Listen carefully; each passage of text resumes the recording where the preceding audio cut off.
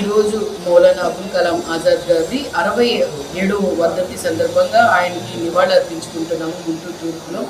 ఆయన first education మినిస్టర్గా చేసి, అంటే మా జవహర్లాల్ నెహ్రూ గారి దాంట్లో ఆయన ఫస్ట్ ఎడ్యుకేషన్ మినిస్టర్గా చేశారు.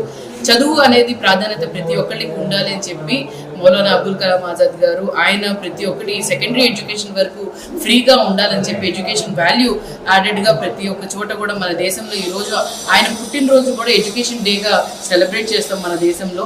అదేవిధంగా మౌలానా అబుల్ కలాం ఆజాద్ గారి ఆశయాన్ని ముందుకు తీసుకెళ్లిన నాయకుడు ఎవరైనా ఉన్నారంటే మన నాయకుడు జగన్మోహన్ రెడ్డి గారు మాత్రమే. ఎక్స్-సీఎంగా ఆయన దేశంలో నిజంగానే ఈరోజు ప్రతి ఒక్క చోట కూడా జగన్మోహన్ రెడ్డి గారు చేసిన వాల్యూ యాడెడ్ ఎడ్యుకేషన్ సిస్టమ్ అనేది ఈరోజు అందరికీ ఒక ఆదర్శంగా నిలిచింది. ఎందుకంటే జగన్మోహన్ రెడ్డి నాడు నేడు వల్ల స్కూల్ డెవలప్మెంట్సే కాదు, లేకపోతే అలాగే మీరు చూసుకుంటే ఫీజు రియంబర్స్మెంటే కాదు, లేకపోతే వాళ్ళకి మంచి వసతులు కానీ, ఫుడ్ కానీ